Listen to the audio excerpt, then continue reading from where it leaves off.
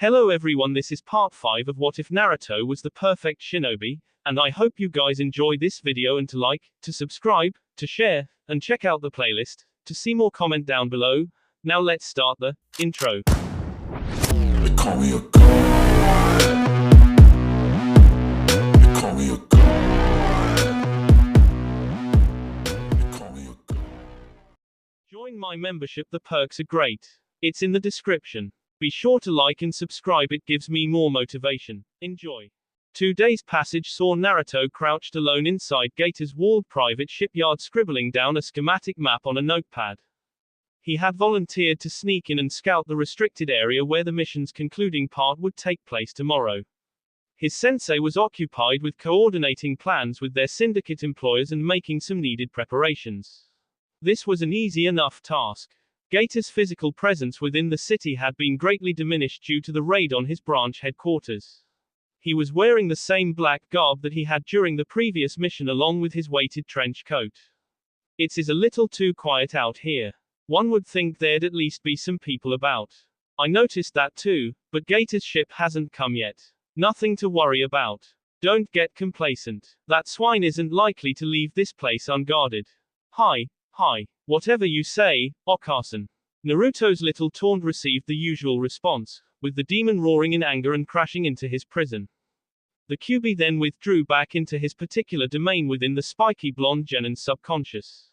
Naruto completed mapping out the area he was working on and moved around a near corner to begin the next, standing in the shadows cast by a small storage shed as he leaned against the thin aluminum wall. He started to become bored with the monotony and decided to again attempt a conversation. Since we're alone out here, you can tell me why you keep giving me the cold shoulder. The demon remained silent a long moment and then responded. Because you've broken our agreement and are neglecting your purpose, brat. I've done no such thing, Barker Fox. I haven't forgotten our. Naruto stopped his mental discussion at once and launched into a back roll. Less than a second later, a large cleaving sword tore through the wall he had been leaning against and brought the small shed crashing down. The blade continued until it embedded into the concrete barrier wall that surrounded the little shipyard. Naruto's blue eyes were wide and his breath quicker than usual. Never had he come so close to death. Seconds later, a tall shinobi appeared standing with his back turned to the demon carrier upon the cleaver's protruding handle. His chakra levels were easily at the Junin level and were more than a little bit higher than Anko's. The man glanced over his shoulder at Naruto. Pretty brave, sneaking in here all alone. Too bad you had to run into me, kid. The demon container held hope that Anko would sense this guy's chakra and make her way over to lend a hand.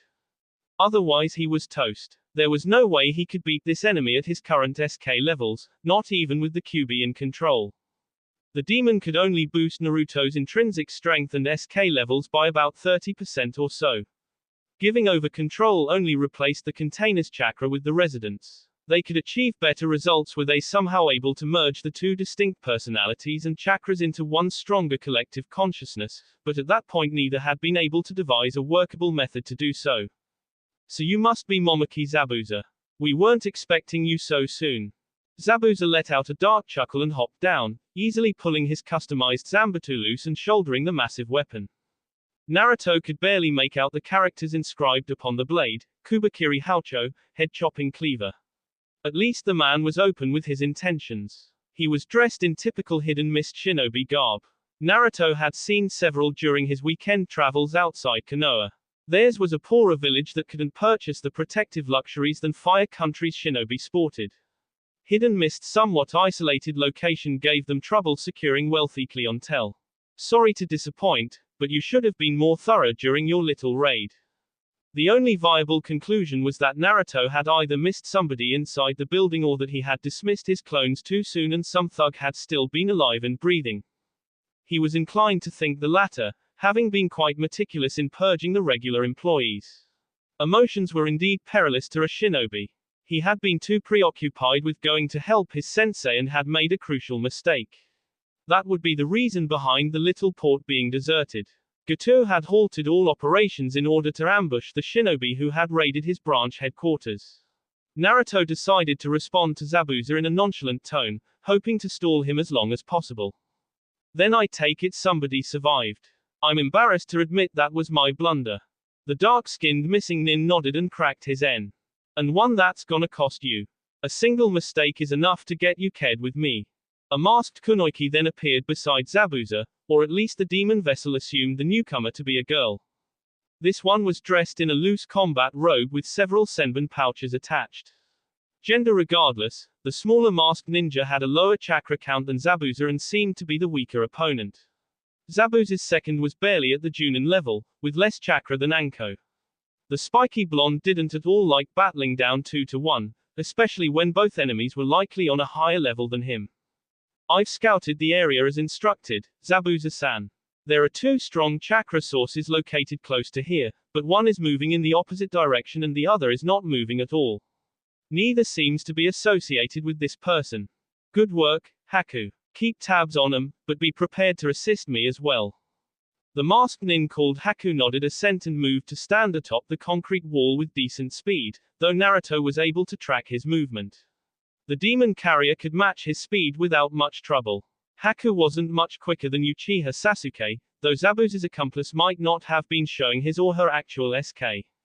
Not very smart, volunteering intel like I'm not even standing here. Zabuza seemed to smile cryptically underneath the cloth wrapping that covered his mouth. Naruto regretted opening his yap almost at once. He had hoped to taunt the Nukanen into doing something stupid and take the chance to attempt to escape this ambush. All he had succeeded in doing was drawing the man's attention, however. What you know doesn't matter, boy. You'll be S-meat in a couple minutes anyway. Naruto steeled his courage and made ready. Escape was likely impossible due to that other shinobi guarding the wall, and even trying to run would open up his back to Zabuza. There seemed to be no other recourse besides causing a big enough ruckus to draw Anko over to the scene and trying to hold out until she showed up. We'll see about that, Miss Devil. I don't plan to go down without a struggle. There was no need to discuss the matter.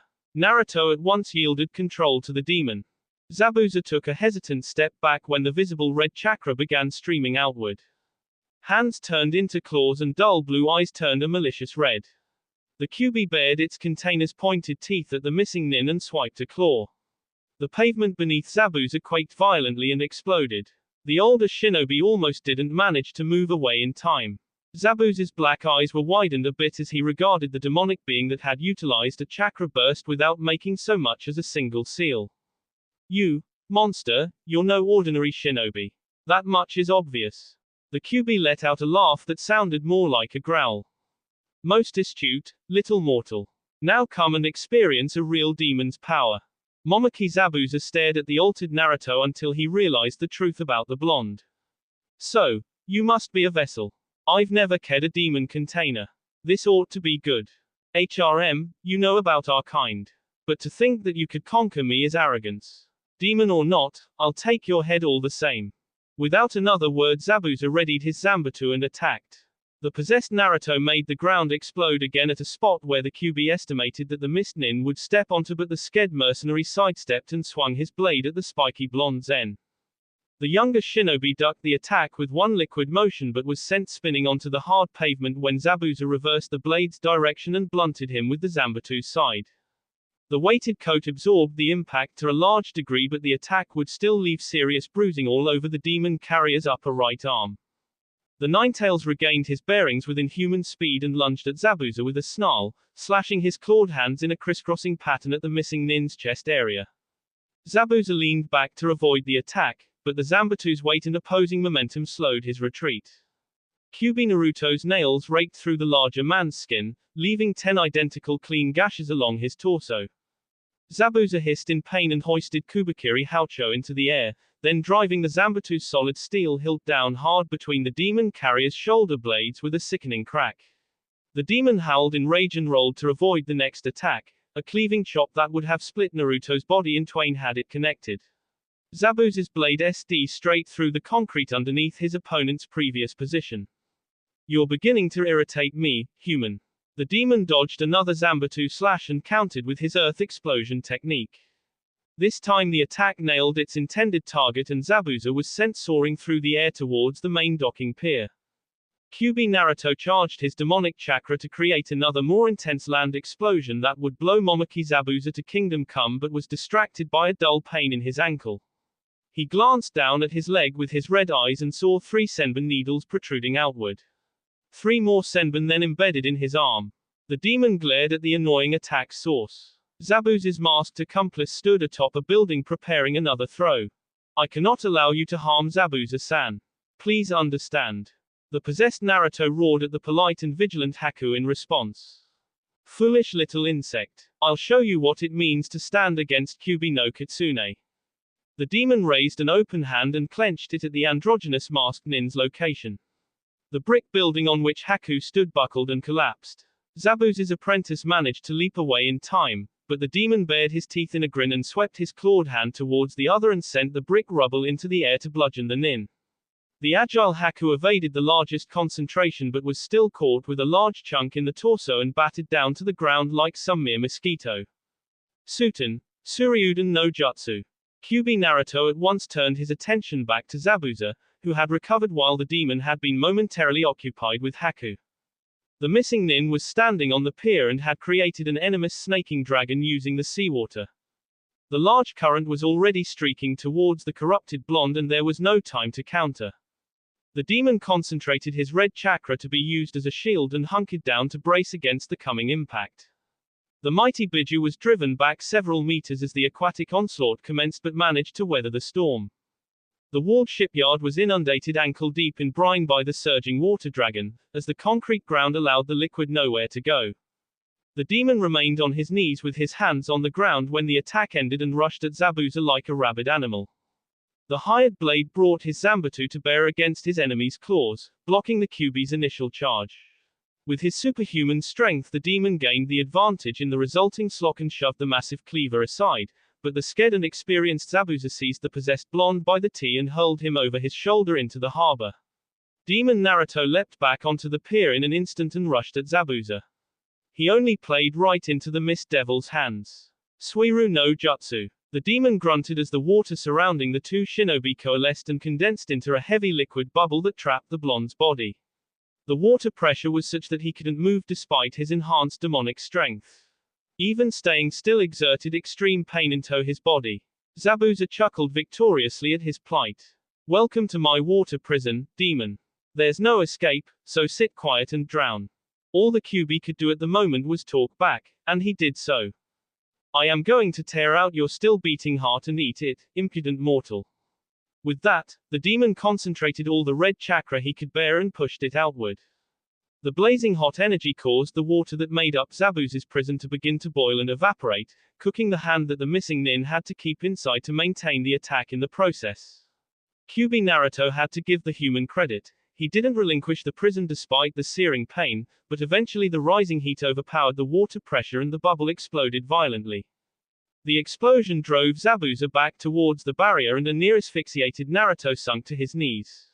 The escape came at a great price, however, as the demon returned into the blonde's subconscious, reversing the changes and leaving a normalized Uzumaki Naruto to cope with Zabuza and Haku alone. The demon container wasn't at all pleased with this development. I'm back in control, but I can't beat these 2 without your help, Barker Fox. No choice, Kit. Your human body couldn't handle my chakra any longer. Any more and your muscles would have burst asunder. The spiky blonde supposed that it made sense. The human body wasn't exactly designed to channel demonic chakra. We've never had any trouble up until today. And I've never had to use anywhere near this much power while in control. This is a most remarkably time to discover that we have limits. The demon said nothing as Zabuza let out an exhausted groan and stood up again with Haku's help, also using his Zanbatsu as a crutch. The masked shinobi was also doubled over, having been hit square in the ribs by the demon's earlier attack. Both were weakened to a large degree, but Naruto somehow doubted that he could win against them alone. You're pretty tough, kid. But let's see what you can do without your little demon. Mizu Bunshin no Jutsu. At least there was one small advantage to be had. Zabuza seemed to think him weak and useless without the Kyubi's assistance and was underestimating him. The Nukanon ought to have known better. Naruto had wasted Gator's men with only his own SKS. Several Zabuza copies materialized in the standing water. The Uzumaki was no expert with cloning techniques, but his senses told him that these doppelgangers were much weaker than the original. His own, on the other hand. Kage Bunshin no Jutsu. Naruto's clones charged out to meet Zabuza's in a melee. The blonde mused that he had once thought that he wouldn't much use that technique, but he had still somehow managed to end up employing the Kage Bunshin in each important skirmish he'd been involved in ever since learning it. He didn't bother hanging around to observe the little clone war, concentrating chakra into his legs and springing up onto an intact structure while making rapid hand seals. Raiten, Bunkerton no Rakurai. Naruto's trademark lightning spread blasted down into the inundated ground. The whole compound seemed to glow with electric light as the harsh voltage cascaded through the standing water and broiled anything standing within. The demon vessel's chakra returned to his reserves, indicating that his own clones had been annihilated in the attack. The heated water began to steam, blanketing the area in a thin haze that soon thickened to the point where nothing could be seen. The cloud smelled like sweet dew rather than acrid smoke and steam, and so the blonde concluded that it had to have been created by some other means. At least one opponent had survived the electrical assault. A huge water wave then crashed into the building he was standing upon. He had no choice other than to descend into the unseen. That was pretty smart, using electricity on the water. Shows you have some SK. I'll reward you by taking this seriously. Zabuza. The primary target was still alive and well, much to Naruto's chagrin. Flattery will get you nowhere. Here we are, blind as bats in the mist. Zabuza let out another dark chuckle. His voice seemed to be everywhere. Perhaps, sir, but I don't need to see you. I'm going to teach you all about Silent King. One last lesson to take along to the grave. As a special added bonus, I'll even let you choose liver, lungs, spine, carotid artery, kidneys, the heart, or the brain. Each one's a vital spot. Take a moment to think about your demise, boy. Naruto snorted at the voice. He wasn't about to cower like some baby.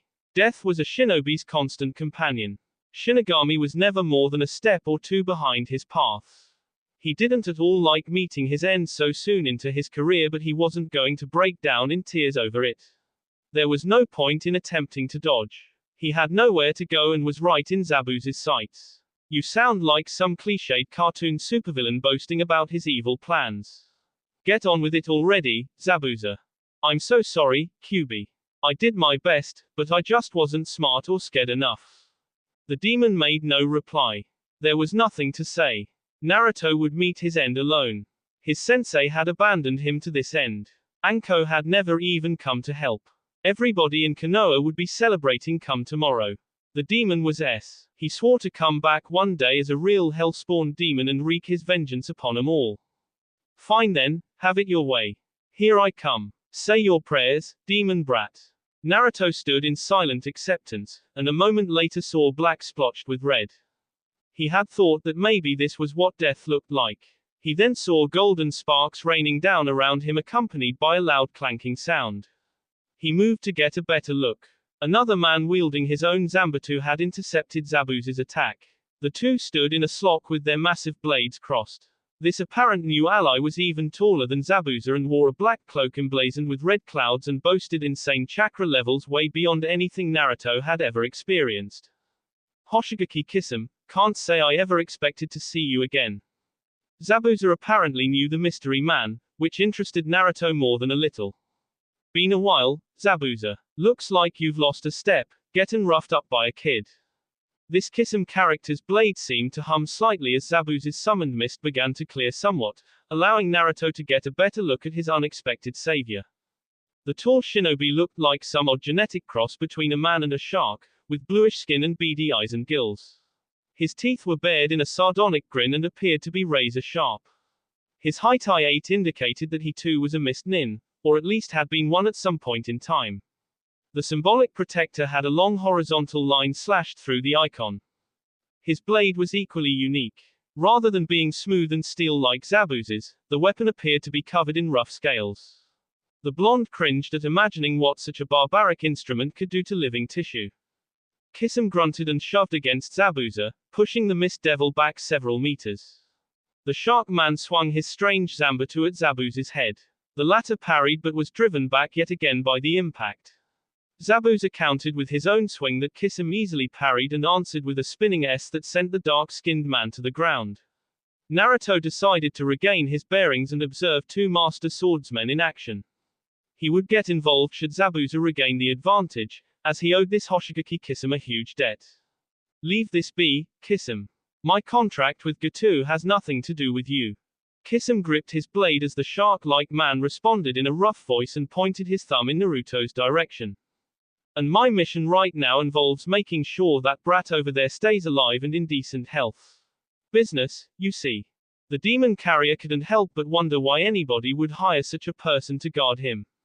Sandaime had his own Anbu to handle such a task.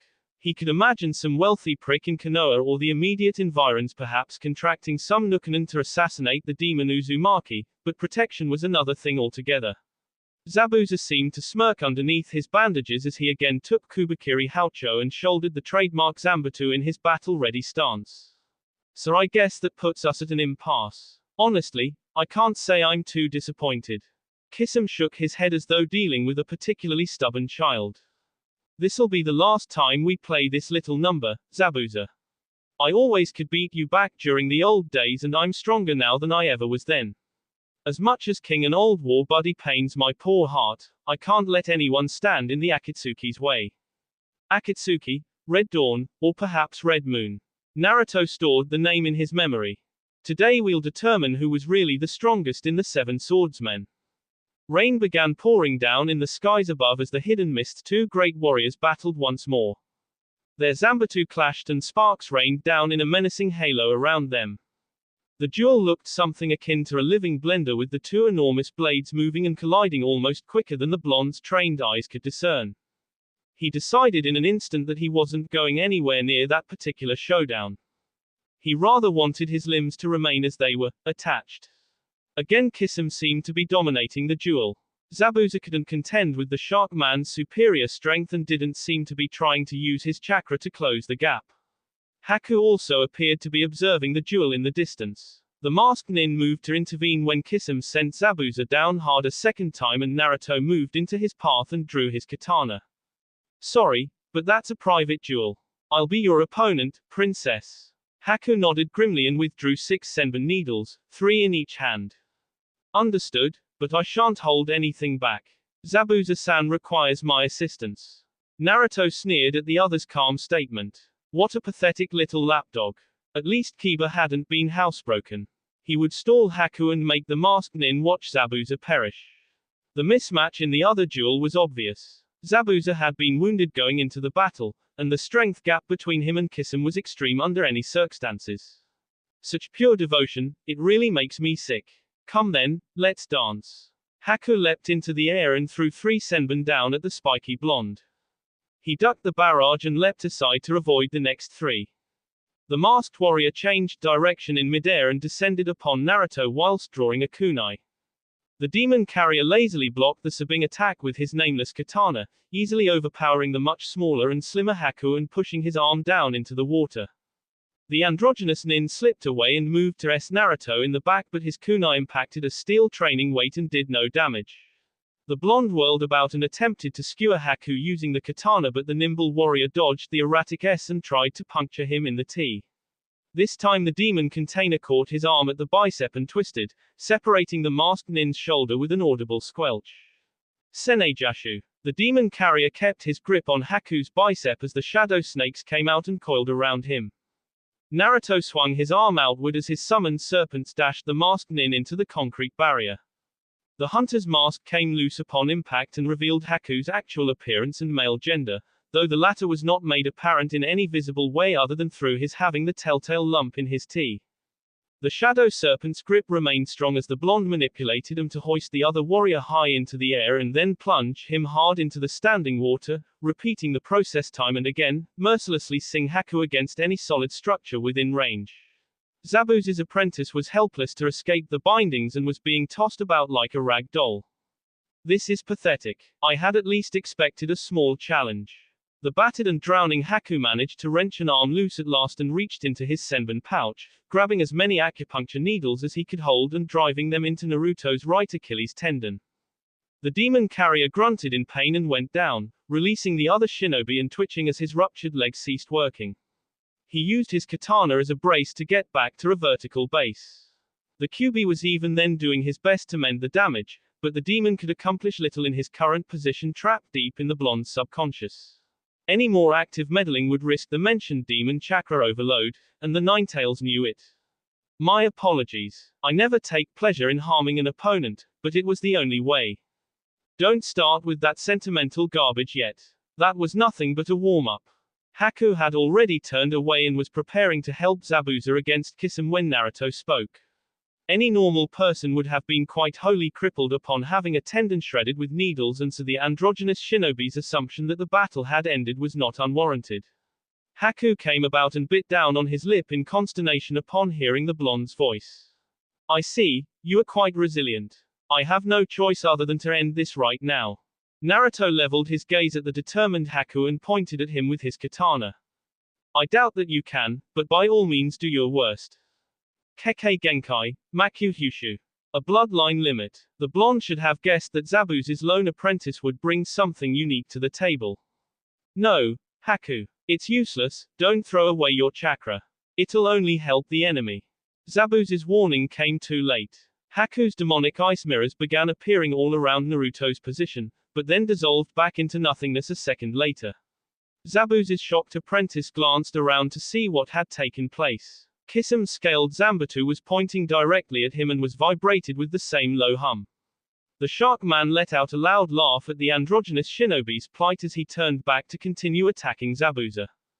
Hyuk hyuk, same Hada says thanks, sweetheart. Best meal she's had in a good while.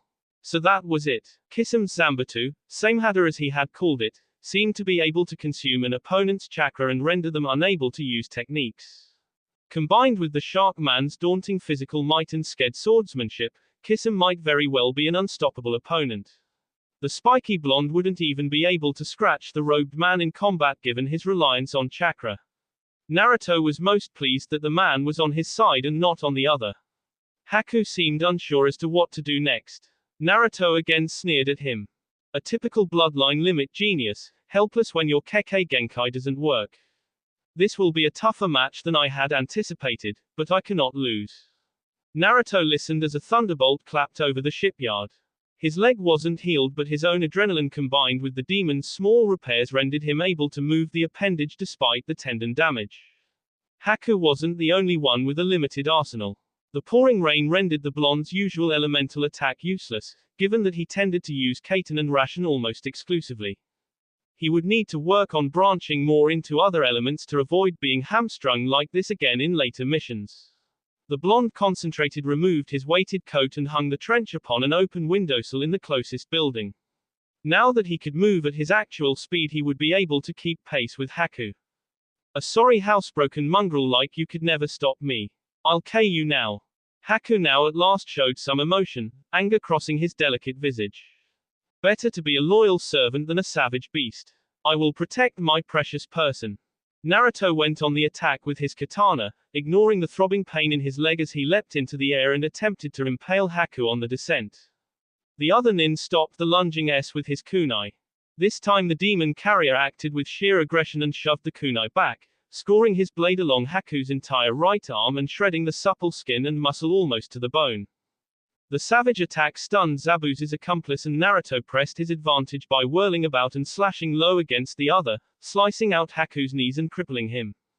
The spiky blonde was but an amateur swordsman, but he understood the human anatomy well enough to know how to stop an opponent's. Haku had observed him during the entire battle and thought he knew the other's speed and reaction time. Losing the coat had boosted both, and the androgynous shinobi hadn't been prepared to compensate. One mistake was all it took. Zabuza had stated that earlier, and it was equally true here. Haku's arms and legs were all compromised. He couldn't even move, and continuing to battle Naruto was impossible. Zabuza-san, Gomen, he was too strong. This battle is over. Unlike Zabuza, you never stood a chance against me. I am merely his tool. My only regret is not being able to serve his will better. He won't be long behind you. Pathetic, but you can still be his slave in the next world. Haku looked up weakly as his victorious opponent, sadness in his black eyes. Still you do not understand. Serving Zabuza-san was my own choice. He took me in. Naruto interrupted, having no desire to hear the other's tale. All that talk about tools and precious people meant nothing. Haku was nothing special. All true shinobi were tools created and molded to accomplish another's will. Even a venerable sage such as Sandaime was subservient to his people. An ideal shinobi should have his own pride and personal esteem. Haku was a blunt instrument, made weak due to his obsession with being Zabuza's servant. Tall though he was, Uzumaki Naruto would never become a mere slave like Haku. His edges were sharp and would cut down those who didn't deserve to wield his power. Doing one's assigned duty and accomplishing the mission was not the same animal as casting aside all personal dignity and giving one's entire soul away to another. Shut up, idiot. The burden you bore was no heavier than the one I shoulder every day.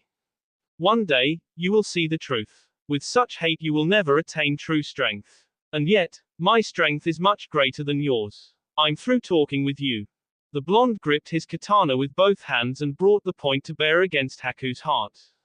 Momoki Zabuza's broken apprentice and protector could not resist and inclined his head to gaze upon his precious person in his remaining seconds. A severely wounded Zabuza managed to push Kisame back momentarily with a vicious Zanbatsu thrust and locked eyes with his prized tool. Haku's bleeding arms and legs had stained the surrounding waters crimson.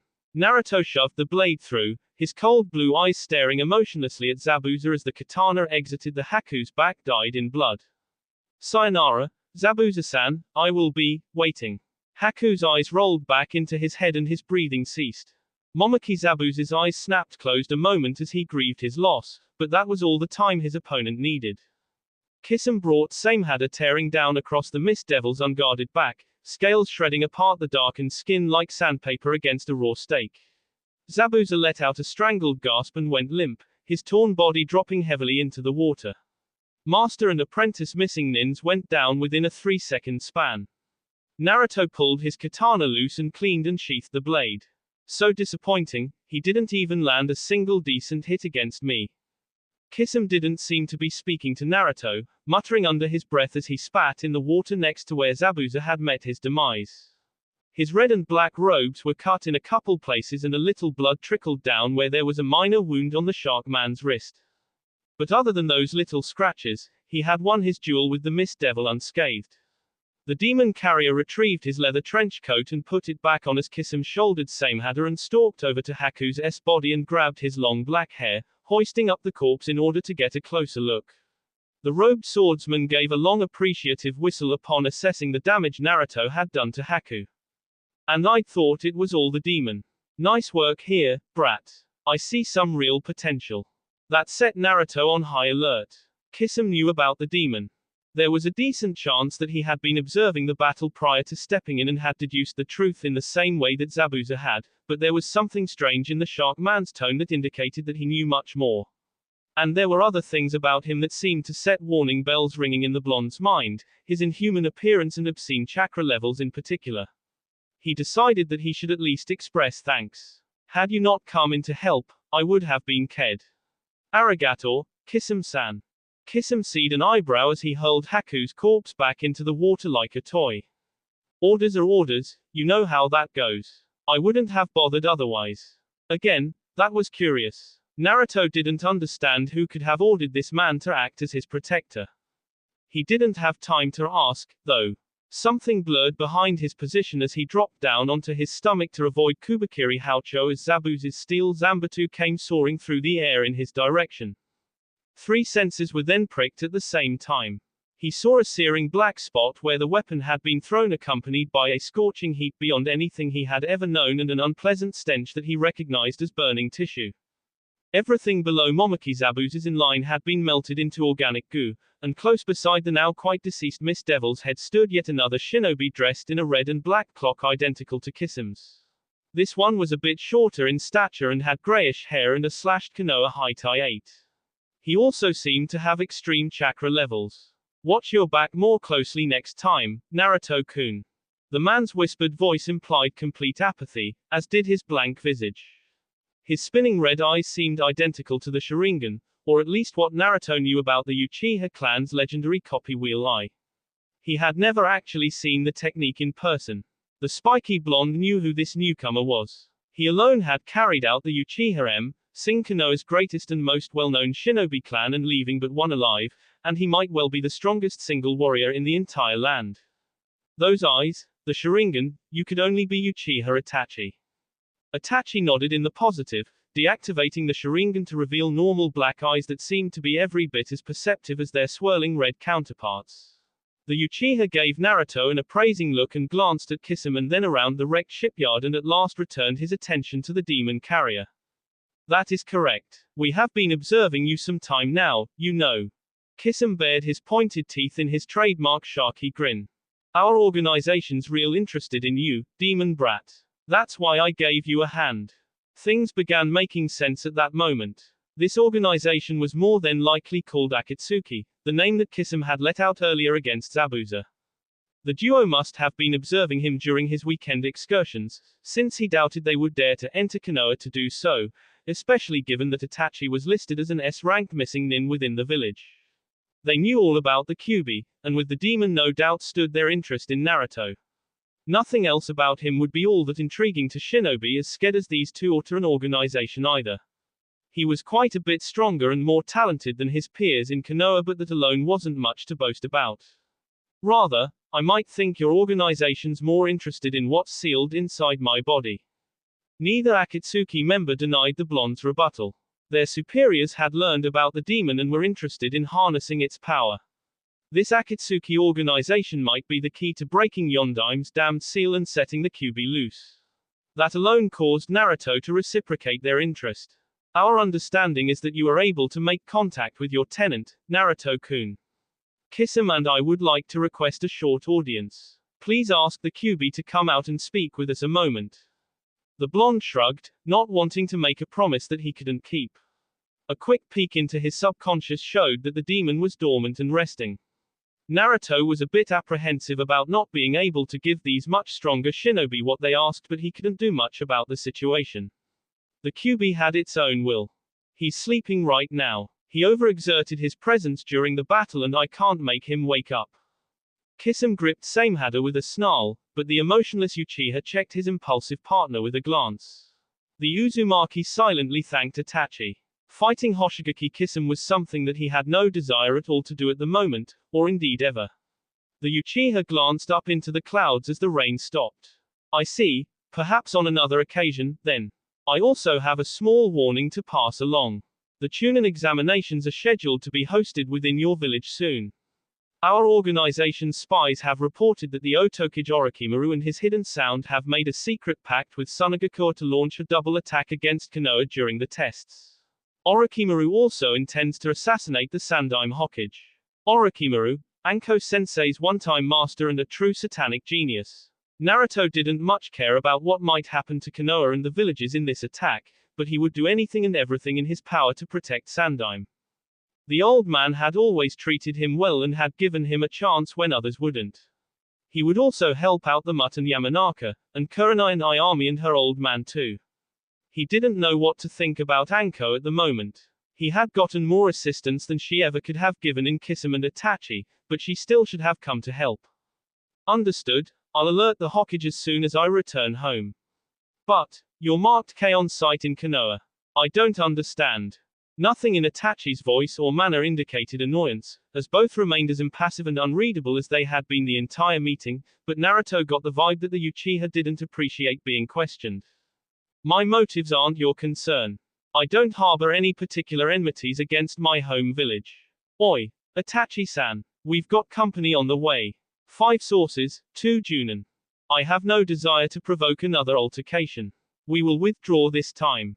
Naruto concentrated on the incoming chakra signatures. One he recognized as being Anko's and there was another that was quite a bit higher and about on par with Zabuza. The other 3 were negligible and likely genin, though one was a bit stronger than the other 2. Naruto was glad to hear that the Akatsuki were leaving. The demon container would have had more than a little trouble explaining his standing over 2 butchered Nukenin whilst having a cordial chat with the S-rank criminal Uchiha Itachi and another rogue shinobi. Kisame pulled a sharky pout that looked quite ridiculous and stomped the ground in irritation. Spoilsport, and I'd gotten the old temper worked up too. Kisum disappeared into a mist cloud and was gone when it dissipated. We will no doubt meet again soon, Naruto-kun. Yamata. Several leaves swirled about in a cloud and Itachi disappeared as well. Naruto looked about and took in the carnage that the battle had created. There was blood in the water all over the place. The spiky blonde shinobi grabbed Zabuza's Zanbatsu. Kubakiri Haucho was as heavy as it looked, but Naruto succeeded in shouldering the massive weapon. He would keep the engraved Zanbatsu as his war prize, seeing as Kisum had shown no particular interest in taking it. The demon carrier ran a hand through his spiked locks as the incoming Konoha shinobi at last arrived on the scene. He couldn't help smirking at the shocked expressions when they all took in the mess that he had caused.